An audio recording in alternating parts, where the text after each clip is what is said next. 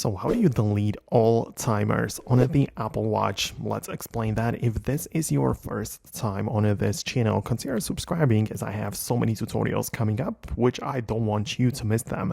Anyways, the Apple Watch timers it's like a separate application on the actual Apple Watch. So if you want to delete all of them as the functionality, you can hold down on any of your icons in here, and next to the timers icon, you have the ability to delete it, right? So you literally remove it from your device, making sure that you don't have any timers at all.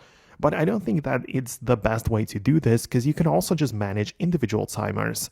You can just get inside of the app like that and just go to the plus icon, right? So you get to this like main view, because if you go back, you go to the active timers, but in the plus you can see all of your timers, and you can go to the bottom entirely, click on edit, and most of them have the red minus icon to be removed, right? So you cannot remove all of them, because of the 10 minutes, 15, 30, 1 hour, and 2 hour do not have the minus icon, and those just have to stay there. But other than that, you can delete all of the other timers which are saved or have been recently used.